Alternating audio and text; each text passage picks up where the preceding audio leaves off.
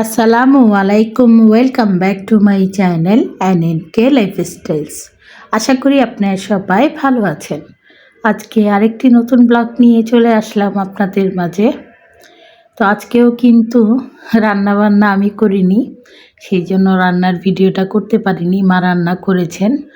এখানে আমি লাউ শাক আর কি কাটার জন্য বসে পড়েছিলাম। আর লাউ শাক কাটতে কিন্তু অনেক সময় লাগে। ফ্রেশ ছিল লাউ শাকগুলো। তো এখানে যে কুচি কুচি পাতা, তারপরে ডাঁটা, লাউয়ের আগা, ওগুলো আর কি মাকে কেটে দিব। এগুলো দিয়ে আজকে মা মাছের মাথা আর শুটকি দিয়ে ঝোল করে রান্না করবেন, যেটাকে আমাদের সিলেটে শুটকি শিরা বলে থাকে, সেটা করবেন।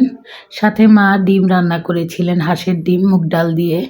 তো এগুলো কিছুই আমি শেয়ার করতে পারিনি, কারণ আমি শাক কাটতেছিলাম। তো এদিকে শাক কাটা শেষ, তখন বাজে 12:30। ভাইয়ের মেয়ে আবার বাইরে গিয়েছিল ওষুধ আনার জন্য, আরও টুকটাক ওর কিছু জিনিস কিনবে, সেই জন্য। তো আমি আবার ওকে বলেছিলাম যে পেয়ারা পেলে পেয়ারা আনার জন্য। পেয়ারা আমার খুব পছন্দের ফল, আর পেয়ারা খেতেও আমার কাছে খুবই ভালো লাগে। আপেলের চেয়েও পেয়ারা খেতে আমার কাছে খুবই মজা লাগে। তো সে তো পেয়ারা আনলো। সাথে দেখেন, সেই দিন যে বেকারির দোকানটা আপনাদের সাথে নতুন খুলেছে, আমাদের এখানে শেয়ার করেছিলাম, সেখান থেকে এই যে কি সুন্দর পিৎজা, তারপরে আরেকটা কেক নিয়ে আসলো। তো পিৎজাটা মাশাআল্লাহ দেখতে দেখেন অনেক সুন্দর লাগছে, খেতেও খুবই টেস্টি ছিল। আর সাথে এই যে কেকটা এখন খুলবো না। আর এই কেকটা হলো গিয়ে যেটা ওই যে অল্প মিষ্টি আর কি, যেটা নর্মাল কেক, সেটাই।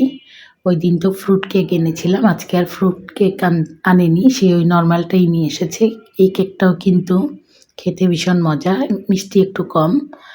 তো এই যে দেখেন পিৎজা দেখে তো আমাকে বললো যে ফুপি এখনই আমরা খেয়ে নিব পিৎজা, কারণ গরম করে দিয়েছে ওভেনে আর টাটকা একদম। তো আমি এক পিস নিয়ে নিলাম খাওয়ার জন্য, আর খেয়ে দেখলাম খুবই টেস্টি ছিল পিৎজাটা। তো আমি আর ওই মজা করে খেলাম। মা কিন্তু পিৎজা তেমন একটা পছন্দ করেন না, আর মা তখন রান্নাও করতেছিলেন। তো মায়ের পিৎজাটা রাখা হয়েছিল, পরে কিন্তু মা আর খাননি, অল্প খেয়ে ওটা আবার ভাইয়ের মেয়েকে দিয়ে দিয়েছেন।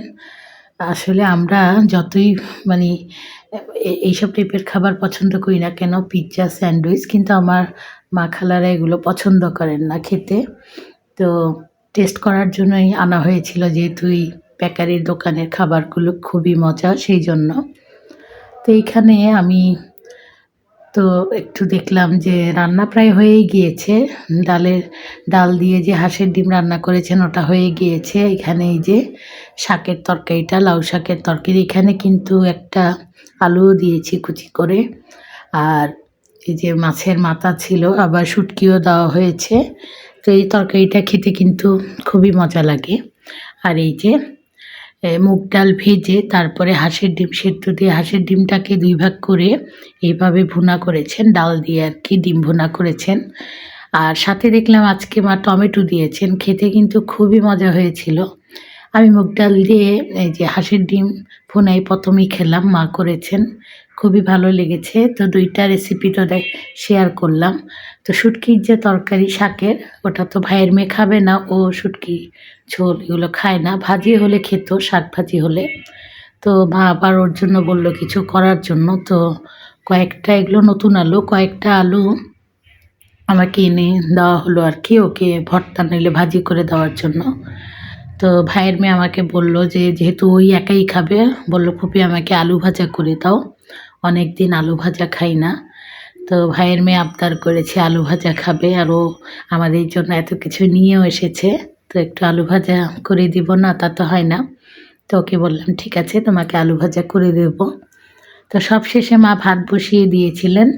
রান্না 2টা হওয়ার পরে আর কি, এক চুলাতে গোসলের গরম পানি বসানো হয়েছে, আর এক চুলাতে ভাত বসিয়েছিলেন। ভাতটা হয়ে গিয়েছে, এটা আমি মার ঝরানোর জন্য এইভাবে ঠিকা দিয়ে রেখে দিলাম। আর তারপরে আর কি ভাইয়ের মেয়ের জন্য আলু ভাজাটা করে নেব। আর আমাদের বাসায় দেখা যায় যারা মাছ খায় না কিংবা শুটকি খায় না, মানে তরকারি 2 পদের থাকলে দেখা যায় ওদের জন্য আরও একটা কিছু করতে হয়, অল্প করেও করতে হয়। এটা আসলে আমাদের অভ্যাস হয়ে গিয়েছে।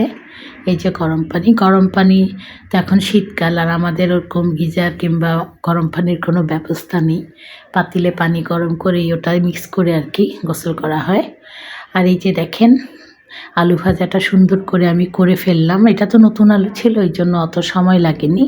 এখানে কিন্তু কিছুই দেইনি, শুধু হলুদের গুঁড়া দিয়েছি, তেল আর সামান্য একটু চিলি ফ্লেক্স দিয়েছি নামানোর আগে, আর লবণ দিয়েছি। আর আলু ভাজাটা যখন হয়ে গিয়েছে তখন মানে তেলটা আমি এভাবে, অল্প তেলই ছিল, এটা ঝরিয়ে ফেলেছি। আলু ভাজাটা একদম ঝরঝরে করে ফেলেছি। আর আলুটা আগে কেটে ধুয়ে চালনিতে রেখে দিয়েছিলাম, এই জন্য আর পানি ছিল না, সুন্দর আর কি মচমচে আলু ভাজা হয়েছে। আর এরকমভাবে করে দিয়েছি বলে ও তো ভীষণ খুশি, আমার ভাইয়ের মেয়ে, আলু ভাজা পেয়ে। তো দুপুরে খাওয়া দাওয়া শেষ করলাম। আর এই যে হলো সেই কেক, এটা যেটা বললাম যে নর্মাল কেক সেটা। আর কেকটা বেশ বড় ছিল, এই কেকের দাম নিয়েছিল 200 টাকা, আর পিৎজাটা নিয়েছিল 100 টাকা, সাথে তো এই যে পেয়ারা। তো বিকালের নাস্তা ভালোই হলো, পেয়ারা কাটলাম আর কেক, আর চুলায় চাও বসিয়ে দিব, এগুলোই ছিল বিকালের নাস্তা। তো আমার এই আজকের ভিডিওটি দেখে যদি আপনাদের ভালো লেগে থাকে তাহলে অবশ্যই লাইক দিবেন, কমেন্টস করবেন। যারা যারা আমার এই চ্যানেলে নতুন যুক্ত হচ্ছেন, আমার চ্যানেলের ভিডিও দেখে যদি আপনাদের ভালো লেগে থাকে তাহলে আমার চ্যানেলটি সাবস্ক্রাইব করে দেবেন এবং পাশে থাকা বেল আইকনটি অন করে রাখবেন।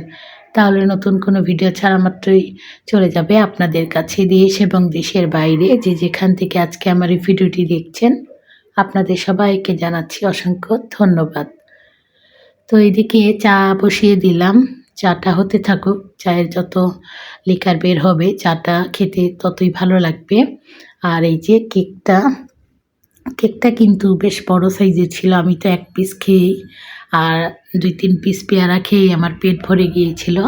তো এখন কিন্তু আমরা চলে যাব মায়ের বেডরুমে, ওখানে বসেই টেলিভিশন দেখেই চা খাবো মজা করে। আর এটা কিন্তু প্রায় সময় আমরা করে থাকি, শীত কিংবা গরম যে কোনো সময়, মানে সন্ধ্যার চাটা মায়ের বেডরুমে বসেই টেলিভিশন দেখেই আমরা সবাই মিলে খেয়ে থাকি। মা তো একেবারে কম্বল গায়ে দিয়ে বিছানাতে বসে আছেন, চা কখন আসবে আর তখন আর কি খাবেন সেই জন্য। তো এই যে আমি আর ভাইয়ের মেয়ে আমরা নিয়ে চলে আসলাম। তো সন্ধ্যার চা খেতে খেতে আমি আপনাদের কাছ থেকে বিদায় নিয়ে নিচ্ছি। আজ তাহলে এ পর্যন্তই, দেখা হবে ইনশাল্লাহ পরের কোনো ভিডিওতে। আপনারা সবাই ভালো থাকবেন। আল্লাহ হাফেজ।